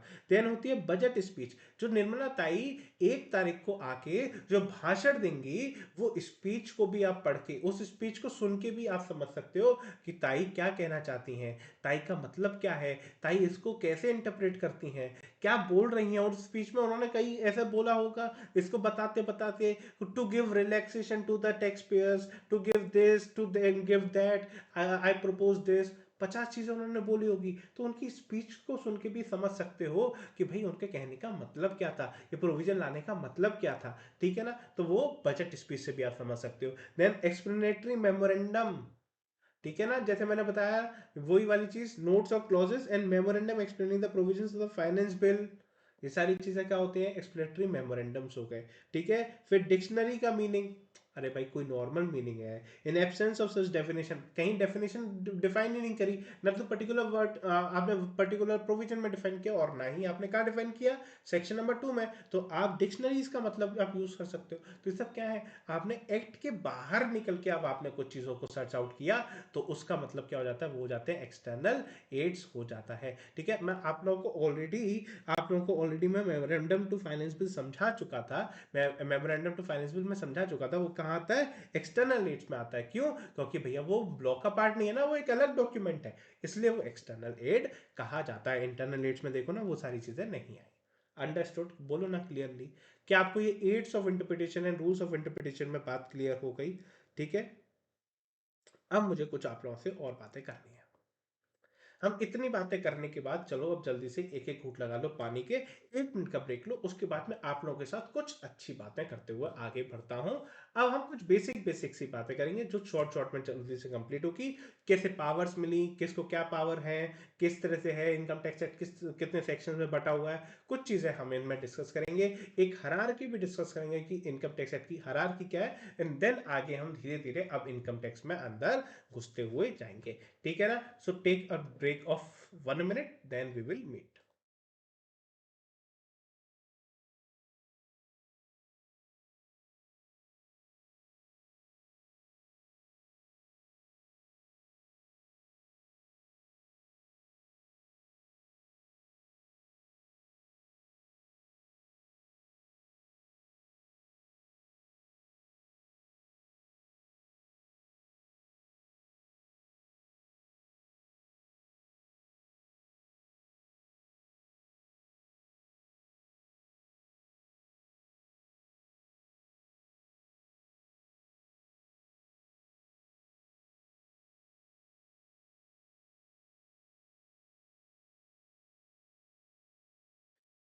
जी। सो चलो अब आगे बढ़ते हैं। अब आगे देखो, बढ़ना है तो समझो पहले प्रोविजंस को, और आगे क्या बात करने वाले हैं उन बातों को समझते हैं। अभी हमने बात करी कि इनकम टैक्स एक्ट जो है वो लॉ कैसे बनता है, हमने ये बात कर ली। ठीक है। चलो इसके बारे में अब थोड़ी सी कहानी को पीछे लेकर हुए चलते हैं, और कहानी को पीछे लेकर आते हैं, उसका प्रीक्वल बनाते हैं, और प्रीक्वल बनाते हुए हम ये कहते हैं कि इनकम टैक्स लाने की पावर, पावर किसने दी, किसको दी, ये वाली बातें हमारे को बहुत समझना हमारे लिए बहुत जरूरी है। कि भाई आज सरकार का मन करेगा तो सरकार उठा के टैक्स लगा देगी, और कौन लगा पाएगा? सेंट्रल गवर्नमेंट लगा पा रही है या फिर स्टेट गवर्नमेंट लगाएगी? ये पावर का डाइवर्जन, बाइफरकेशन किस तरीके से होगा, ये समझना बहुत जरूरी है। तो इसी के लिए इसमें आता है हमारा, क्या आता है, कॉन्स्टिट्यूशन ऑफ इंडिया। क्या आता है? Constitution of India. Constitution of India इतने अच्छे से ड्राफ्ट किया गया है जिसमें बताया गया है, पावर्स दी गई हैं कि अगर आपको कोई लॉ बनाना है तो लॉ बना सकती है कौन? अथॉरिटी। अथॉरिटी लॉ बना सकती है। जब तक कोई अथॉरिटी नहीं है लॉ नहीं बन सकता। अच्छा, लॉ बनाएगी कोई, एक अथॉरिटी लॉ बनाएगी, हाँ, तो वो अथॉरिटी को भी उन्होंने क्या किया?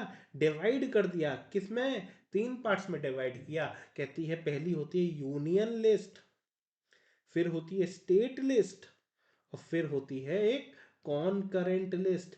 ठीक है, कॉनकरेंट लिस्ट, ऐसी तरह की 3 लिस्ट बनाई गई है। यूनियन लिस्ट कहती है ऐसे लॉज, उसमें एक लिस्ट, लंबी चौड़ी एक लिस्ट लिखी हुई है कि ये लॉ के ऊपर जो भी रूल्स हैं, जो भी एक्ट हैं, वो कौन बनाएगा? वो बनाएगी सेंट्रल गवर्नमेंट।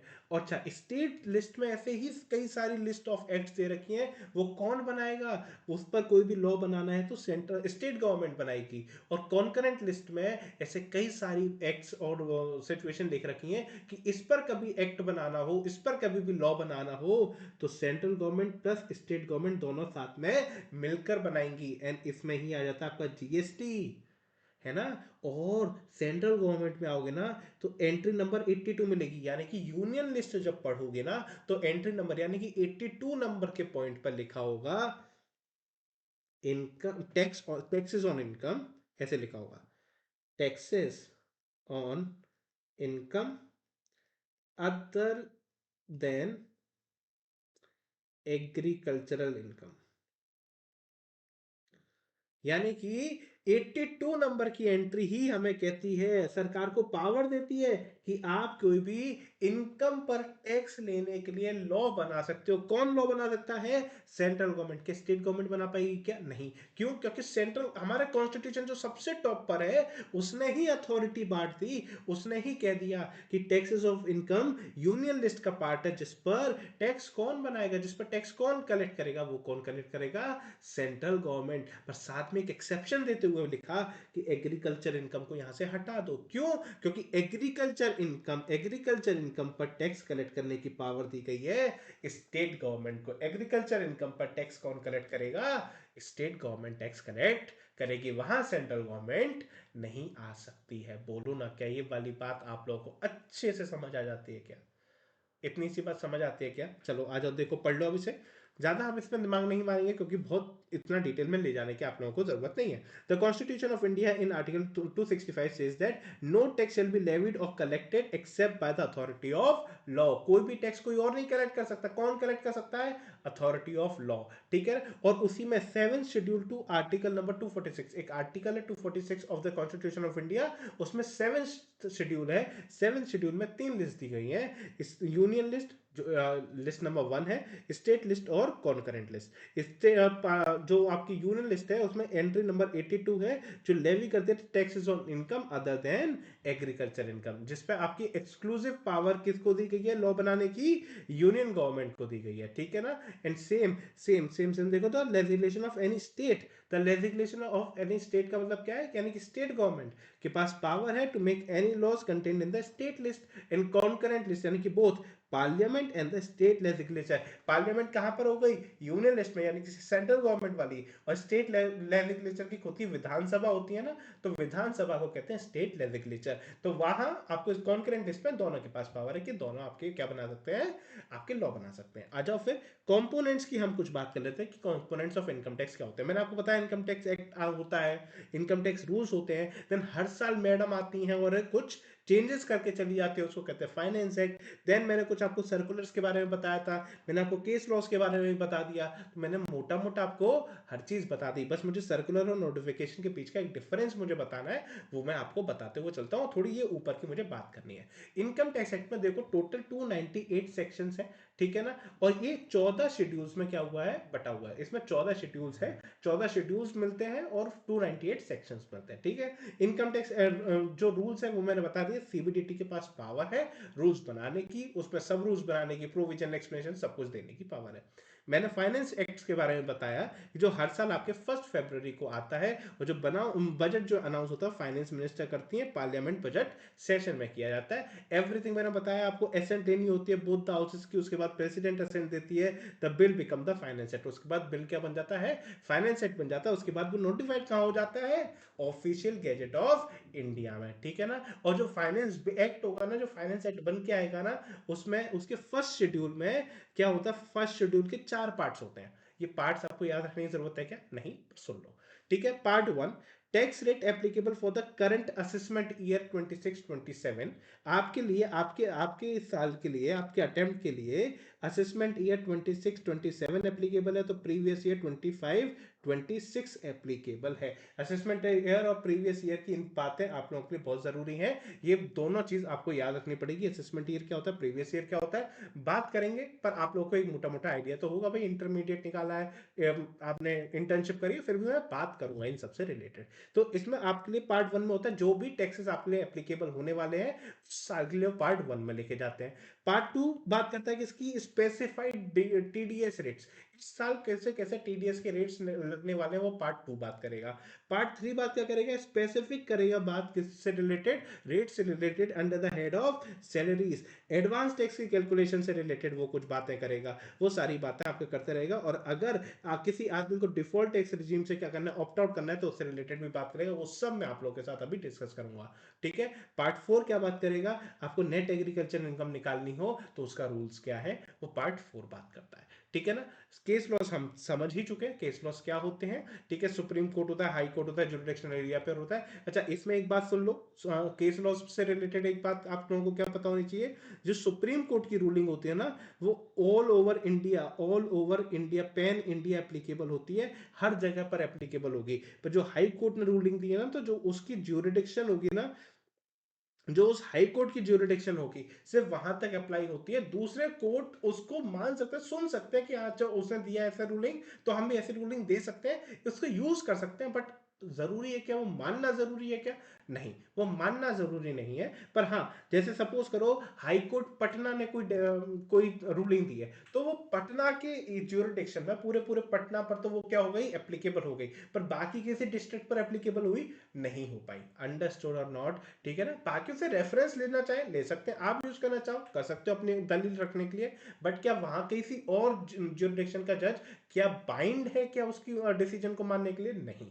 पर क्या सुप्रीम कोर्ट ने कोई रूलिंग दे दी तो क्या पैन इंडिया के सारे जजेस उसको मानने के लिए बाइंड है क्या? यस, वो मानने के लिए बाइंड है। बोलो ना, क्या ये वाली बात समझ आती है? वही लिखा है, the decision of the supreme court are applicable on whole India where as the decision of the various high court apply to their jurisdictional area only. बोलो ना, क्या ये वाली बात भी आपको समझ आती है? आ जाओ, सर्कुलर्स और नोटिफिकेशंस के बारे में मुझे आप लोगों के साथ थोड़ी थोड़ी कुछ बातें करनी है। देखो, दो शब्द हैं हमारे पास। पहला है सर्कुलर, दूसरा है मेरे पास एक शब्द नोटिफिकेशन। दोनों को समझना जरूरी है। दोनों निकालता कौन है?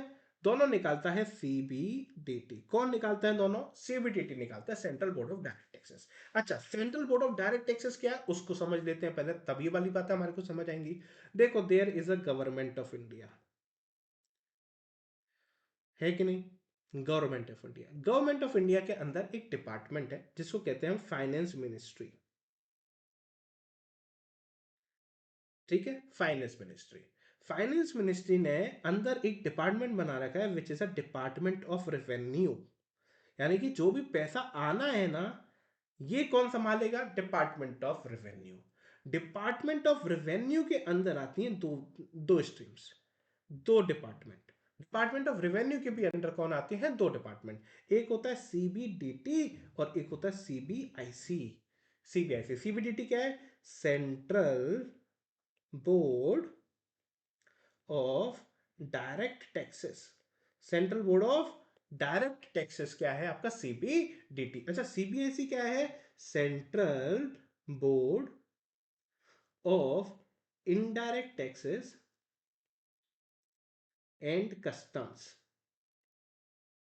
ये जीएसटी और कस्टम्स में आप पढ़ोगे ना, वो सीबीएसई, जो आपकी आईडीटी वाली सर और मैम होंगे वो सीबीएसई पढ़ा रहे होंगे, जितने भी टीटी वाले होंगे वो क्या पढ़ा रहे होंगे? सीबीडीटी। अच्छा, सीबीडीटी के पास पावर है, यानी कि जितना भी डायरेक्ट टैक्सेस से रिलेटेड है ना, शब्द में देखो ना, शब्द में ही क्या है, ये बोर्ड है जो डायरेक्ट टैक्स संभालेगा। तो डायरेक्ट टैक्स से रिलेटेड कोई भी सर्कुलर देना है, कोई भी नोटिफिकेशन निकालना है, कोई भी रूल नोटिफाई करना है, कौन करता है? सीबीडीटी करता है। ठीक है, अब सीबीडीटी के भी अंदर की पूरी हायरार्की जब समझेंगे ना, कहां समझेंगे वो हम? इसके भी नीचे की हायरार्की है। इसके भी नीचे की हायरार्की हमारे पास आता है, इनकम टैक्स अथॉरिटीज वाला चैप्टर आएगा एक, आपके पास आएगा एक इनकम टैक्स अथॉरिटीज वाला चैप्टर, वहां पर इसके नीचे की सारी हायरार्की की बात की जाएगी। Understood clearly? हाँ जी, आ जाओ जी। तो हम मुझे बात करनी है सर्कुलर और नोटिफिकेशन की। तो सर्कुलर क्या होता है? To clarify, it is issued to clarify doubts and guide officers. ये सीबीटीटी इशू करता है डाउट्स को क्लैरिफाई करने के लिए। लॉ पढ़ते पढ़ते मुझे कोई डाउट आ गया, या फिर मुझे ऑफिसर्स को, जो मेरे इनकम टैक्स डिपार्टमेंट के जो ऑफिसर्स हैं, उनको मुझे किसी चीज से रिलेटेड गाइड करना है, तो सरकार क्या निकालती है? जो सीबीटीटी है वो क्या निकालती है? वो निकालेगी आपके लिए सर्कुलर। पर सुनो ना, इसका बाइंडिंग इफेक्ट देखो ना। बाइंड, क्या ये बाइंड किस पर, मतलब कौन कौन इसको फॉलो करने के लिए बिल्कुल लीगली बाइंड है, क्या आपको करना ही पड़ेगा, आपके पास कोई और ऑप्शन नहीं है क्या? क्या ये जो आपका ये मान लो डिपार्टमेंट, इनकम टैक्स डिपार्टमेंट बोलते हैं, अभी मैं बाकी टेक्निकल वर्ड अभी नहीं बोल रहा हूँ, इनकम टैक्स डिपार्टमेंट में बात कर रहा हूँ। इनकम टैक्स डिपार्टमेंट के ऊपर ये बाइंड है, आपको मानना ही मानना पड़ेगा, जो बोल दिया वो आपके लिए बाइंड है। आपका भाई माई बाप कौन है? सीबीडीटी, उसने बोल दिया मतलब बाइंड है आपके लिए, बात खत्म। मुझ जैसे के लिए असेसी, हम जैसे लोगों के लिए अपीलेट ट्रिब्यूनल, ठीक है, उन जैसे लोगों के लिए बाइंडिंग नहीं है। हम अपने हिसाब से चलेंगे भाई, आपकी ही बातें मान लेंगे तो फिर कोर्ट का क्या मतलब है? हम आपकी ही सर्कुलर को मान लेंगे, हमारे ऊपर आपकी ही सर्कुलर बाइंड हो जाएंगे, तो फिर कोर्ट का क्या मतलब है? कोर्ट का कोई मतलब नहीं रहा ना फिर। इसलिए कहते हैं डिपार्टमेंट तो भाई अपने उसके हिसाब से चले। सीबीडीटी के अंदर ही तो सारे डिपार्टमेंट हैं, लोग हैं, तो वो लोग तो सीबीडीटी के हिसाब से ही चले, और उसने जो कह दिया उस हिसाब से ही चलो भाई, आप नहीं रख सकते। पर असेसी जाए हम जैसे लोग, हम तो सरकार, हम तो कोर्ट के पास जा सकते हैं ना भाई, सरकार गलत कर रही है, हमसे ज्यादा टैक्स ले रही है, हमें तो अपनी सुनवाई करनी है, तो हमारे ऊपर वो क्या होते हैं, बाइंडिंग नहीं होते हैं। अंडरस्टूड? क्या इतनी बात क्लियर हो गई? आप लोगों को समझ आई क्या इतनी बात? ठीक है जी। अब नोटिफिकेशन क्या होता है? To give effect to act, provision and rules. अब एक्ट में कोई बात लिख दी है, मैंने बताया था आपको, याद करो, मैंने बताया था एज में बी प्रिस्क्राइब्ड, उसको रूल्स बनाने हैं। कोई एक्ट में कोई बात लिखी है, उसको क्या करना है, उसको इफेक्ट देना है। कहते हैं एक्ट में लिखा हुआ है कि ये वाला प्रोविजन तब से अप्लाई होगा जब नोटिफाई कर दिया जाएगा। ठीक है, हाँ जी। एक्ट में ये बात लिख के छोड़ दी, उसको नोटिफाई कौन करेगा? सीबीडीटी नोटिफाई करेगी, नोटिफिकेशन निकालेगी कि अच्छा एक्ट में ये वाला प्रोविजन था ना, ये कहता था ये तब से एप्लीकेबल होगा जब हम आपको नोटिफाई करके देंगे। ठीक है, आज हम इसको नोटिफाई कर रहे हैं, आज से या फिर इस तारीख से हम नोटिफाई कर रहे हैं, इस तारीख से ये एक्ट और ये वाला प्रोविजन एप्लीकेबल होने वाला है। तो ये क्या है, नोटिफिकेशन निकाल के बताया जाता है। ठीक है, कहीं नया रूल लेकर आना है, कहीं नए रूल बताने हैं, जैसे एज में भी प्रिस्क्राइब्ड लिखा हुआ है, तो अब एज में भी प्रिस्क्राइब्ड लिखा हुआ है, तो एज में भी प्रिस्क्राइब्ड का क्या मतलब है? मैं कोई रूल बनाऊंगा, तो रूल मैं बनाकर क्या देता हूं, नोटिफिकेशन में देता हूं। अब भाई रूल बनाया ना मैंने, तो ये दोनों के लिए एप्लीकेबल, दोनों के लिए बाइंडिंग है भाई, ये दोनों के लिए बाइंडिंग है, आपको ये तो मानना पड़ेगा। हम रूल बना रहे हैं ना, इसको इस तरह से कैलकुलेट करना, तो आपको वो वाली बात तो माननी ही पड़ेगी। तो नोटिफिकेशन क्या होता है, आपके एक्ट को या फिर प्रोविजंस को या फिर रूल्स को इफेक्ट देते हैं, उसको एप्लीकेबल कराते हैं, उसको वैलिड कराते हैं, जिससे कि वो क्या कर सके, ऑपरेशनलाइज हो सके। क्या हो सके? शब्द इंपॉर्टेंट है, ऑपरेशनलाइज। उनको एक्ट, प्रोविजन और रूल्स को ऑपरेशनलाइज करने के लिए ये सारे शब्द, ये सब क्या होते हैं, नोटिफिकेशन काम आते हैं। बताओ ना, इंप्लीमेंट करना हो या कर लो, मेक, इम्प्लीमेंट और ऑपरेशनलाइज, इन कामों के लिए क्या यूज होती है, नोटिफिकेशंस यूज होते हैं। तो आपके सिलेबस का पार्ट सर्कुलर्स भी होंगे, आपके सिलेबस का पार्ट नोटिफिकेशंस भी होंगी। बोलो ना, क्या आप लोगों को ये वाली बात अभी तक आप लोगों के दिमाग में अच्छे से चली जाती है क्या? तो हमने नोटिफिकेशन सर्कुलर्स कर लिए, केस लॉस कर लिए, एंड हमने मतलब फर्स्ट पेज हमारा पूरा हो गया, सेकंड पेज पूरा हो गया, थर्ड पेज भी हमने मोटा मोटा कंप्लीट कर लिया है। अब से हम क्या शुरू करने वाले हैं, इंपॉर्टेंट डेफिनेशंस को शुरू करने वाले हैं। इंपॉर्टेंट डेफिनेशंस करेंगे, एंड देन हम आगे बढ़ते हुए चलेंगे टैक्स रेट्स के हिसाब से, बहुत आराम से चलेंगे, और बहुत इजीली हम सब चीज़ों को कवर करते हुए चलेंगे। अच्छा, अब हमारी क्लासेस का एक चीज़ समझो, कि हमारी क्लासेस जो 3 आवर्स की होगी, वो 2 पार्ट्स में डिवाइडेड होगी। 1.5 आवर्स पहले होगा, फर्स्ट पार्ट में होगा, 1.5 आवर्स सेकेंड हाफ में होगा। आई नो आप लोगों के पास इतना एफिशिएंसी नहीं होती है कि आप एट अ स्ट्रेच 3 घंटे की क्लास देख सको। और 3 घंटे की क्लास में भी क्या होता है, मेजरली मैं जानता हूँ कि मैं भी स्टूडेंट रह चुका हूँ, आप लोग भी स्टूडेंट हो।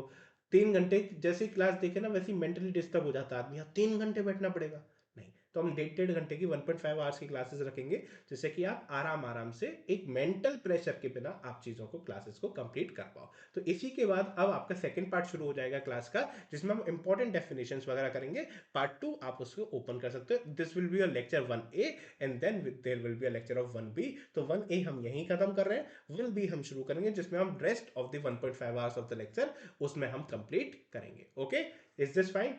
चलो मिलते हैं 1B में। कोई भी डाउट, कोई भी दुविधा, कुछ भी हो पूछ लेना, आपके पास डाउट नंबर है मेरा। ओके, पर प्लीज व्हाट्सएप करना, कॉल मैं क्लासेस में होता हूँ ज़्यादा टाइम, तो शायद ना उठा पाऊँ। Okay, all the very best. चलो मिलते हैं 1B में, और जो कंटिन्यू कर सकते हैं तो बहुत अच्छी बात है। आई विश कि आप लोग कंटिन्यू ही करें लेक्चर। ओके, बट 10 मिनट का ब्रेक लेना हो तो ले लो, कोई इशू नहीं है।